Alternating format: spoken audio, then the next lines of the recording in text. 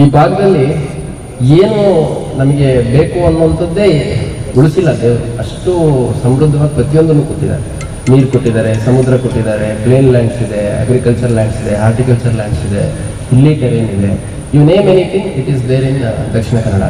ಅದು ಇನ್ನು ನಮ್ಮ ಲಿಮಿಟ್ಸಲ್ಲಿ ಸ್ವಲ್ಪ ಸುಮಾರು ಜಿಲ್ಲಾಧಿಕಾರಿಗಳ ಸಂಪೂರ್ಣ ವ್ಯಾಪ್ತಿ ಈ ಕಡೆ ಪುತ್ತೂರು, ಸುಳ್ಯ, ಬೆಳ್ತಂಗಡಿ, ಬಂಟ್ವಾಳ ಆ ಕಡೆ ಹೋದ್ರಂತೂ ನಿಜವಾಗ್ಲೂ ಇದೇನ ಸ್ವರ್ಗ ಅಂತ ಅನ್ಸುತ್ತೆ. ಅಂತ ಅದ್ಭುತವಾದಂತಹ ಜಿಲ್ಲೆ ಇದು. ಬ್ರ್ಯಾಂಡ್ ಮಂಗಳೂರು ಅನ್ನುವಂಥದ್ದು ಬಹಳ ದೊಡ್ಡ ಮಟ್ಟದಲ್ಲಿ ಮುಂದೆ ಬೆಳೀಲಿ.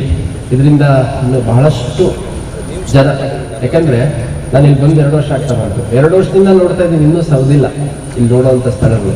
ಯಾಕಂದರೆ ಇಲ್ಲಿ ಪ್ರತಿಯೊಂದು ಊರಲ್ಲೂ ಒಂದು ಪ್ರೇಕ್ಷಣೀಯ ಸ್ಥಳ ಇದೆ, ಪ್ರತಿಯೊಂದು ಹ್ಯಾಬಿಟೇಷನಲ್ಲೂ ಒಂದು ಧಾರ್ಮಿಕ ಕೇಂದ್ರ ಇದೆ, ಮತ್ತು ಪ್ರತಿಯೊಂದು ರಸ್ತೆ ಬದಿಯಲ್ಲೂ ಒಂದೇನೋ ಒಂದು ನೋಡುವಂತಹ ಸ್ಥಳ ಇದೆ. ಅಷ್ಟು ಸಮೃದ್ಧವಾಗಿ, ನೈಸರ್ಗಿಕವಾಗಿ ಸಮೃದ್ಧವಾಗಿರುವಂತಹ ಪ್ರದೇಶ ಇದು.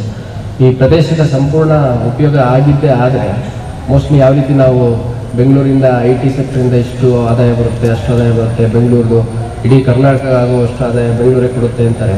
ಇಡೀ ಕರ್ನಾಟಕದಲ್ಲಿ ಏನು ಟೂರಿಸಂ ಪೊಟೆನ್ಷಿಯಲ್ ಎಕ್ಸ್ಪ್ಲೋರ್ ಮಾಡ್ಬೋದು ಅಷ್ಟನ್ನು ಕೇವಲ ಒಂದೇ ಜಿಲ್ಲೆಯಲ್ಲಿ ನಾವು ಮಾಡ್ಬೋದಾದರೆ ಅದು ದಕ್ಷಿಣ ಕನ್ನಡ ಜಿಲ್ಲೆ ಅಂತ ಹೇಳಿ ಖಂಡಿತ ತಪ್ಪಾಗಲಿಕ್ಕಿಲ್ಲ.